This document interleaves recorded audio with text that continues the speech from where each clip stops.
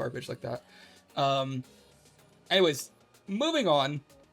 I think we yapped way too much about browsers. I think we talked more about this than like other big stories that we've had, like the Subnautica devs and stuff like that. Let's go to our main really big fail. And this is going to lead us into our stories for today. It's going to be a long one, so buckle in, guys. Our biggest fail is going to Crimson Desert's mid-launch. Very mid, very demure. I don't know what to call this. This is a very controversial, very kind of weird place to be, because it's objectively not bad, but it's also not good. So let's take a look at what that means. Despite being highly anticipated, Pearl Abyss's massive open world single player game, Crimson Desert, had a controversial launch. With a launch of nearly 250,000 players on Steam alone and 2 million sales after one day, it's far from a failure. However, Metacritic gives it a general score of 78 with users' reviews nearly identical. So they have a 78 critic reviews and a 7.8 generally favorable user reviews. So they're like identical. Like this is like the first time I've ever seen critics and users just agree. Like, yeah, it's a 7 out of 10. I don't know what to tell you. Almost an 8. Could be better. Is what I'm seeing. Like across the board. Obviously with user reviews, you see like it's being weighted heavier by like in these red or like, 1-star reviews, maybe like really low reviews. Critics are less willing to do that because like obviously this game is not a 1 out of 10. Anyone giving this a 1 out of 10 is actually a psycho. Like they need to be institutionalized. If you give this game a 1 out of 10, you shouldn't be allowed to rate games anymore. Like, it's just not a 1 out of 10. Like a 1 out of 10 is like, it doesn't work. Actually, we will get into that. I shouldn't speak too soon because this is a 1 out of 10 for some people. But it is notable to point out that this is being skewed a lot more in user reviews by people who are just really negatively reacting to it. Whereas critics are kind of just mid. Like you see a lot of yellow. Reviews are conflicting, with some people praising the large size and engaging worlds, and others are complaining about it being flawed and monotonous. The only consistent criticism I've seen about the game is the game's complex and unintuitive controls. For example, like the interaction button and the jump button are the same. So if you try to jump, you'll also do the same. So if you're trying to like pick up an item, you'll jump. And a lot of people hate that. And I think that is a really bad decision. You have to be very careful with what buttons you make do the same thing. It's an issue that every single game dev has come across at some point. Like for me, I'm making a game that has like some weird like time stuff in it. So like there's buttons that you can do to like slow or rewind time, and I need to figure out where that goes on the controller. If I make it X, then how are you gonna reload? Because everyone knows X is the reload button. You can fucking die. Sorry, someone's trying to sell me bots. The Witcher 3 is a 1 out of 10? Kidding, I'll hand it in even 7. That's even a 7's crazy. I recently deployed a first version of my site. It's close to being ready for release. Well, when you get it ready, go ahead and put it in your share your work section on our Discord. We'd love to show it off. So just the controls are weird from what I can tell, and I've seen it a little bit. It's really cool because there's like Assassin's Creed style climbing in the game, but I've seen people not climb when they're trying to climb, and it looks very goofy and clunky, and I could imagine people getting very frustrated with it. But that's not all. Let's go to our next part of this fail. How the launch affects Pearl Abyss. The game's score being the game score being under 80 is a particularly bad position to be in. Why is that? Well, let's explain what this does for investor confidence. If nominated for Game of the Year at the Game Awards, for example, this would be the first game ever to be nominated with a rating in the 70s. So it's actually possible that they may not get a Game of the Year award just because of these ratings. There's a lot of pressure probably for the Game Awards to not put someone up with a 70 score, because it's just never happened. So that's already not a good sign. And then investors were quick to react to the reviews, giving it a brutal 30% decline instantly the day that it launched. So you can see it dipped hard. It is Monday, right? So let's see, what is their stock looking like? It's still down. It's still down. It has not recovered. Honestly, probably a good time to buy, I would say. Like, if you want to invest in, like, I think Pearl Abyss, I don't think they're going anywhere. Like, Black Desert's still an incredible MMO and people love it. But it's really showing. Like, it's not just showing in their finances of like sales, but it's showing in the way that investors react to the stock price, which is very interesting because the game didn't fail. They sold 2 million copies in a day. Like, this is by all metrics a resounding success. So it's very strange. Like, it's strange that you could sell 2 million copies the second you release your product and then your stock price drops. And it's interesting because the stock price dropped only because of the ratings and the reception to the game. And I don't think I've ever seen something like this happen. So this is very unique in that regard. And a big part of it is like the reviews matter. A lot of people say like, oh, bad publicity is good publicity. All publicity is good publicity, right? Well, not always. Like, when you rely on reviews, for example, to win awards, that becomes a major issue when you're not being reviewed well. A 7 out of 10 could be a killer for like a AAA game like this.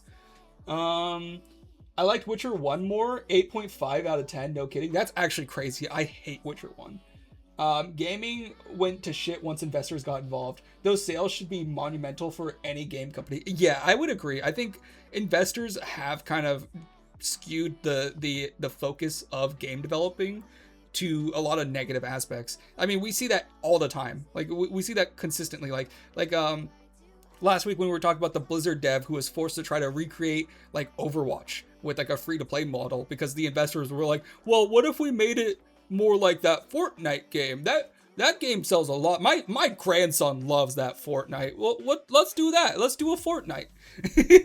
These investors have never fucking played a game. And it is a problem. When you have like this investor capital dictating how a game, might be developed. So it is very interesting. Like, I don't even know what to say. The weird thing about this is I don't know what to say about a lot of this because it's kind of like a weird gray area with this game. Like, it sells a lot of copies. It gets bad reviews and then they lose stock price. It's being reviewed very positively by someone and then being reviewed very negatively by others. Like, some people say that the game should be deleted entirely. Some people say it's like one of their favorite games. It's so weird. There's so much like controversy with this game. And let's move on. Let's continue because there's more. The Intel Arc catastrophe, as if it wasn't enough. As if it wasn't enough. Another issue on launch was the discovery that Intel Arc was not supported. When attempting to boot the game on an Intel machine, users got the message, the graphics device is currently not supported. Pearl Abyss confirmed in their FAQ that Arc GPUs are not supported, flat out pointing consumers, I was going to say customers, to the refund policy before walking it back and claiming that they're working on a patch and begging players to be patient. So they originally were like, yeah, we don't support it. Go get your money back, fuckboy. And then people started getting their money back, and they're like, wait, not like that. They're like, damn, I didn't realize so many people had Intel Arc GPUs. The crazy part, though, the craziest part about all of this is Intel spoke out. Intel themselves weighed in, claiming that they have offered hardware, drivers, and engineering support to the developer many times, but Pearl Abyss had declined and refused to support the platform. They didn't just say that they weren't interested or like they didn't have time. They just flat out said, no, we're not doing it. We're not supporting Intel Arc. It was a choice that they had made, and Intel had said that they were very disappointed by this. It seems like Intel had actually gone out of their way to do anything that they can to make it as easy as possible for them to support Intel Arc. And they were just like, no. Where are DLS 5.0 memes, by the way? Well, how about you fucking wait your turn. So here's from their FAQ directly, and I actually found this yesterday because people have been using this quote, but they changed it. By the time I saw it, it was this one down here. But it said, "Does Crimson Desert support Intel Arc?" And the response is, no, Crimson Desert currently does not support Intel Arc graphics cards. If you purchase the game expecting Intel Arc support, please refer to the refund policy of the platform where the game was purchased for available options. We apologize for any inconvenience caused. And then they changed it to say, we are currently working on compatibility and optimization support so that Crimson Desert can be enjoyed on Intel Arc GPU systems. We are preparing to provide a smooth and stable gameplay experience and would appreciate your patience until the support update becomes available. So they went from go get a refund to please be patient in a day. Like this alone is very important to me because this gives me a little look behind the scenes. You can kind of infer what's happening here. Like there are some people, one guy's making a decision like saying, hey, we don't support it, go get a refund. And then someone above him saying that was a fucking stupid thing for you to say, fix it. So like there's something going on here in the background. And I would say, if I had to guess, Pearl Abyss is on fire internally right now. There's probably so much going on. There's probably so many people shouting. It's like that SpongeBob meme where they're running around with papers and the background's on fire.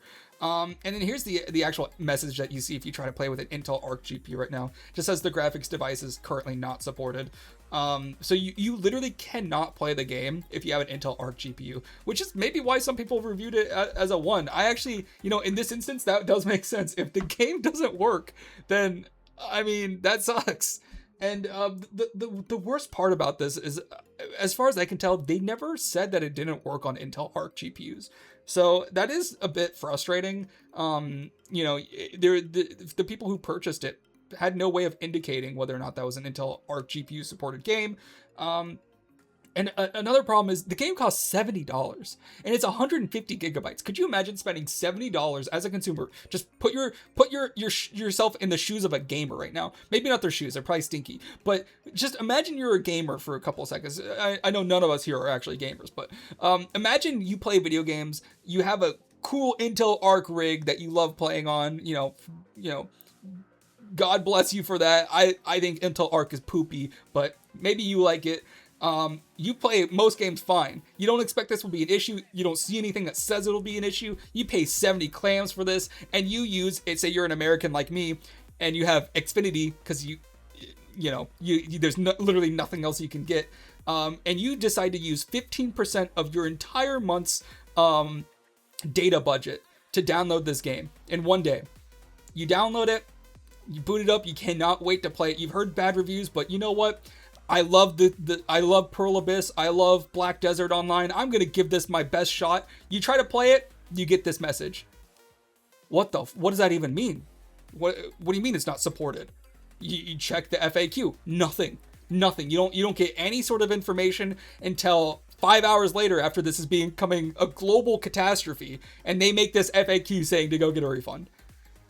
You can get your money back, sure. You can't get that data back. You can't get your time back. You can't get your disappointment back. Like, that sucks. That's just a terrible experience for any user. I feel bad for people who experience this because there must have been some number of people that had this exact experience. That is a 1 out of 10 experience.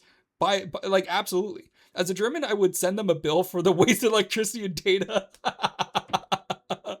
Dude, for real, like that, a lot of people don't think about that, but that there are like actual effects that like that guy now can't watch as much YouTube or Netflix because of that.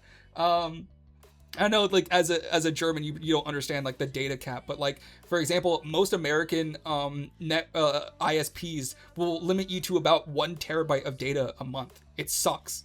And if you go over that limit, they charge you, I think it's like $20 for every 10 gigabytes used. It's insane. It's actually crazy. So yeah, I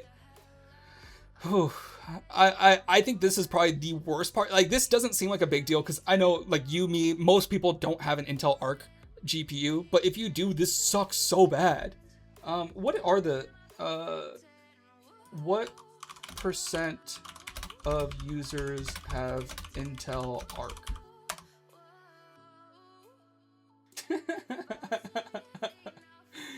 Oh.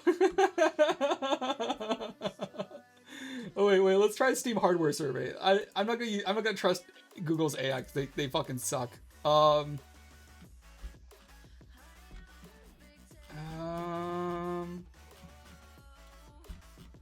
does it say? Does it give you like a platform distribution?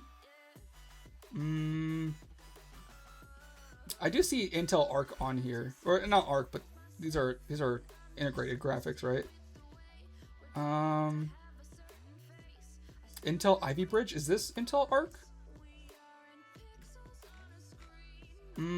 Well, I'll just go off of what Google's trying to tell me. I don't know if I can trust it, but they're saying it's approximately 1% of the global market share. Which is actually higher than it used to be, because it used to be less than 1%. So 1% of people doesn't seem like a lot, but I mean, we're talking about millions. Like if they sold 2 million copies day one, that means what's 1% of 2 million? Is that 20,000? Am I stupid, or is that correct? Like that's like 20,000 people were affected from that 2 million in just day one. I don't know. That still sucks. That's more than one person having a really bad day. You know what I mean? I can only get 150 megabit download and 50 megabits up, but unlimited data use. Okay. I mean, that's still really good speeds. I think that's comparable to what I get. I think it's like 150 to 250 usually for my area. Anyways, well, let's continue because it's not over. There's still more. So let's get on to our next part about this story. The conclusion. It's over now. Well, let's get to the end. Pearl Abyss is in a difficult position with an absolute shitstorm over them. That being said, games have come back from worse, and I believe they are just one big update away from being a beloved game. One good sign is the change from the game being from launching as a mixed review to being mostly positive on Steam. Many people hate the game, but there are even more who love it. It would seem. Like One Piece, it appears to grow on people after several hours in. Except for One Piece is probably more like several hundred hours, but you know what I mean. There is a certain subsect of gamers who love games like this and enjoy it despite the flaws. Even if that love doesn't translate to mainstream. While the future of Crimson Desert is unknown, it's not hopeless like Highguard or Concord. It's just not one of those situations. It's kind of like a mid-game that has a lot of people that want it to be better than it is. I mean, this is already a better launch than Cyberpunk was, and Cyberpunk is like what people consider to be one of the greatest RPGs, which is crazy that it came from where it was to where it is now. But here, I actually did find a screenshot from it early on. It was mixed reviews with 4,000 reviews. Now it's sitting at almost 20,000 with very positive, or mostly positive. So, I mean, that's good. People are warming up to it. And it's just not a bad game. It really isn't. It's just, I think a lot of people wanted more than what they got. And I guess we'll see if they can provide that. I wouldn't be surprised if like a year from now they have some big update. Maybe they do like what Cyberpunk did and like make like a TV show or something. Maybe they do like a Netflix show. They do like what's that other game? Like a Castlevania styled like anime. That'd be really cool. And then they do it like for this game, and they make it kind of like bring hype back, and it comes with a huge update. Maybe it adds like a new region and like new weapons and like anything that people were hoping would be in this game. Maybe they add it later on. I wouldn't be surprised if they do something like that and it just blows it out of the water. It becomes like, maybe they don't win Game of the Year this year, but maybe next year they get Labor of Love. The award that No Man's Sky wins every year. I wouldn't be surprised. I really wouldn't. Cyberpunk, who even plays that? I've actually been thinking about playing it again lately. I really do like Cyberpunk. It's one of my favorite games. I have unlimited mobile data even. I don't have unlimited mobile data. So this one isn't even like, so some ISPs don't have limits on the data that you use. All All cell carriers in America do have limits. And it's crazy because I have an unlimited data plan, but it has limits. They all say that they're unlimited, but they have a certain cap that you can hit. I don't remember how much it is. Let's just say it's like 100 gigabytes a month. Let's just say that. I don't know if that's what it is. So your unlimited plan is unlimited until you hit 100 gigabytes in that month, and then it slows it down to just throttled enough where like you could send a text message out. That's like you can load text, you cannot load a single image from your cell provider, and that's what they call unlimited data. It's fucked up. It's a disgusting practice, and it's universal in America. Every single cell carrier does this. So it's not unlimited. It is unlimited. It's just after you hit a certain point, it's unlimited in the fact that you can only load 1 kilobyte a second. So, I mean, technically you can load as many kilobytes as you want. It's unlimited in that regards. It would only be not unlimited if they put a full block on it. That's how they get around it. Yeah, it's really dumb. It's like a technicality. It's disgusting, and I hate it. Verizon has been known to do this. I mean, they all do it, but you know, I'm gonna pick on Verizon here. Verizon especially had a shitstorm of criticism against them because they were doing it to firefighters. So in America, there are a lot of wildfires that happen every summer, and like half the country burns down every year. And there's firefighters out there like you know, not sleeping on the front lines putting out these fires, and Verizon shut off all their phones because they hit their data limit. I shouldn't say shut them off. They throttled them till they were basically inoperable. They throttle you after a certain point. Europe does this too. Oh, that's so dumb. Never seen the limit though. My mobile usage is at over 1 terabyte last year. Oh, crazy. I've never hit the limit either, but that's because I use Wi-Fi most of the time. There's very rarely a place that I go to that doesn't have Wi-Fi. Like my job has Wi-Fi, my house has Wi-Fi, so like I don't really use very much data. Anyways, yeah, so you know, Pearl Abyss is not hopeless. Honestly, I would say this is just me. I'm not going to give you investing advice, but like personally, like I wouldn't be surprised if like someone invested in Pearl Abyss during this like stock market crash and made money from it, because I really do see them coming back from this. I don't think it's going to stop them at all. I think this game could be very good. I really do. They're just like one big DLC away from it being perfect.